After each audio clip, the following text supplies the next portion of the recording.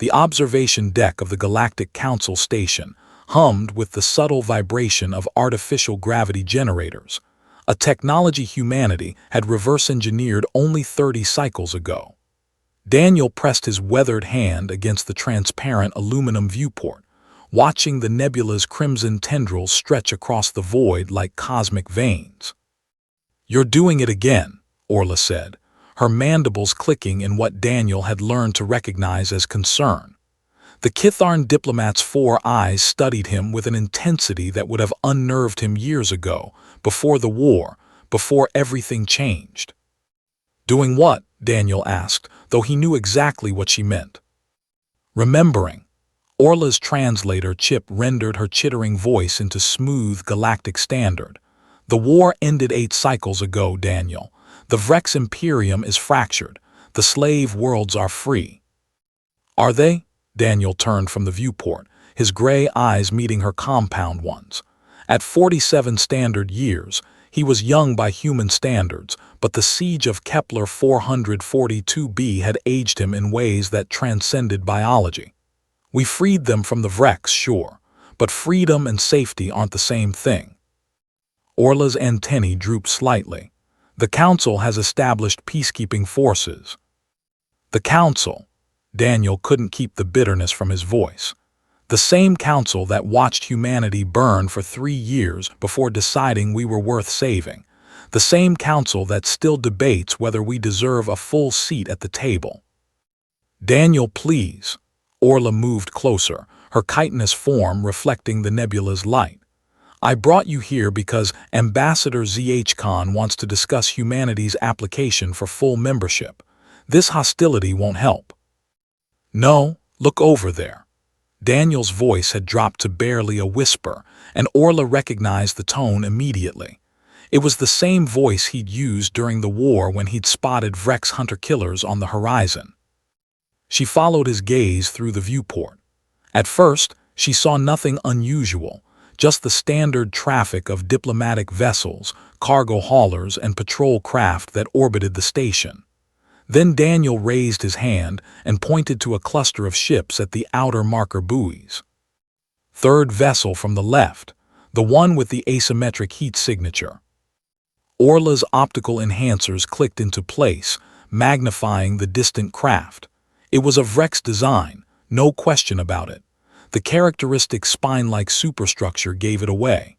But the Vrex Imperium had been dissolved, their military vessels either destroyed or impounded. "It's probably a decommissioned ship," she began, but Daniel was already moving toward the nearest terminal, his fingers flying across the holographic interface with practiced ease. "Check the energy output," he said, pulling up the station's sensor logs. "A decommissioned ship doesn't maintain a Class 4 reactor at 70% capacity." Orla leaned in, her translator temporarily silent as she processed the data. Daniel was right. The vessel was hot, not just its engines, but its weapon systems were drawing power, masked by what appeared to be a sophisticated cloaking protocol that fooled the station's passive sensors but couldn't hide the thermodynamic signature. "There are 12 more," Daniel continued, his voice tight and controlled. "All registered as civilian transports or decommissioned military surplus, all with energy signatures that don't match their declared status." "How did you?" "Because this is what I did, Orla. For 3 years this is all I did: pattern recognition, threat assessment, survival." His hands were steady on the controls, but she could see the tension in his shoulders, the way his jaw clenched. "The Vrex are here in your precious council space, and they're armed." Orla's mandibles parted in shock. "That's impossible. The peace accords." The peace accords were signed by the Vrex Imperial Regent, who controlled maybe 40% of their territory at the time. Daniel pulled up a star map, highlighting several sectors in red. The rest fragmented into warlord states. The council declared victory and went home, but the war never ended for the colonies on the border. It just got quieter. He zoomed in on one of the red sectors, and Orla's blood ran cold. The designation was clear: New Shanghai Colony, human-administered territory, population 43,000. 3 days ago, New Shanghai stopped responding to hails, Daniel said quietly. The council sent a query, got an automated response saying they were experiencing communication difficulties. Standard procedure says follow up in a week. You think? I think those ships out there are here for supplies, for information, or for hostages. I think someone in the Vrex remnant is making a move, and the council is too busy congratulating itself to notice. Orla wanted to argue, to dismiss his paranoia as trauma-induced pattern matching, but she'd seen enough of human intuition during the war to know better. Humanity's most devastating tactical victories had come from this exact instinct, the ability to see threats that others missed, to recognize patterns in chaos. We need to alert station security, she said, reaching for her communicator. No, Daniel's hand caught her wrist, gentle but firm. If I'm right, there's a mole. How else would 13 Vrex warships get past the outer checkpoints? Someone with access to the security protocols cleared them. Then what do you suggest? Daniel was quiet for a moment, his eyes distant. When he spoke, his voice carried the weight of decisions made in the crucible of war. During the siege, when the Vrex had us surrounded on Kepler 442b, we had a saying, the only good defense is making them wish they'd stayed home. We made them pay for every meter, every building, every breath of air, not because we were stronger, but because we were more willing to do what needed to be done. Daniel, you're not suggesting. I'm suggesting we make them regret coming here. He pulled up the station's defensive grid. This station has weapons, Orla, military-grade point defense, missile batteries, the works. They're powered down because this is supposed to be neutral space, but the command protocols are still active. You want to start a firefight at a diplomatic station. I want to prevent a massacre. Daniel's eyes met hers, and she saw the same determination that had turned the tide at Kepler 442b. Those ships out there, they're not here for peace talks. They're here because they think the council is weak, that humanity is isolated, that no one will notice until it's too late. Orla's antennae trembled as she weighed her options. She was a diplomat, trained in negotiation and conflict resolution.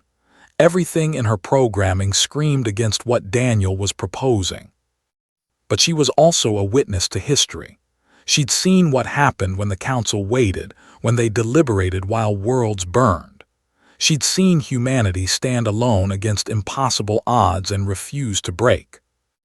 If you're wrong, she said slowly, this will destroy any chance of humanity joining the council. And if I'm right, there won't be a council worth joining. Daniel's hand hovered over the activation sequence. Your choice, Orla. Trust the system or trust me. She looked at him, this scarred, traumatized human who saw threats in shadows and enemies in statistics. This man who had held Kepler 442b's last defensive line for 72 hours straight, while the evacuation ships loaded women and children. This veteran who still woke screaming from dreams of plasma fire and burning cities. This friend. Do it, she said. Daniel's fingers danced across the controls, and the station's defensive grid hummed to life. Alarms began to sound as automated systems detected the unauthorized activation. Within seconds, station security would respond, and within minutes, the council's emergency session would be called. But Daniel wasn't waiting. He'd already locked targeting solutions on all 13 vessels, and his finger was moving toward the firing command when the communications console erupted with incoming signals. All 13 ships were broadcasting emergency transponders. Vrex military codes. And they were screaming for help. Daniel, wait, Orla grabbed his arm. On the view screen, the lead vessel was disintegrating, torn apart by weapons fire from something emerging from behind the station's bulk. It was massive, easily twice the size of a Vrex battlecruiser, and its hull bore markings that made Orla's blood freeze. Human construction, New Shanghai Colony designation, and scorch marks that told a story of desperate combat. They're not the threat, Daniel breathed, his face pale. They're refugees. The massive human vessel fired again, and another Vrex ship exploded. A transmission crackled through. This is the new Shanghai militia ship Determination. Those Vrex ships are carrying civilians fleeing the sector collapse. Stand down your weapons, Council Station, or we will interpret your activation as hostile intent. Daniel and Orla stared at each other in dawning horror. The veteran had been right about the threat, but completely wrong about its source. What happened to New Shanghai? Orla whispered. Daniel's hands were already pulling up the ship's identification codes, running them through the military database. When the results came back, his face went from pale to gray.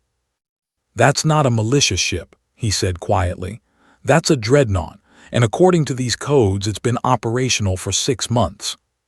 6 months, but the war ended 8 cycles ago. Why would humans be building dreadnoughts? Daniel turned to her, and in his eyes, she saw something that terrified her more than any Vrex warship ever could.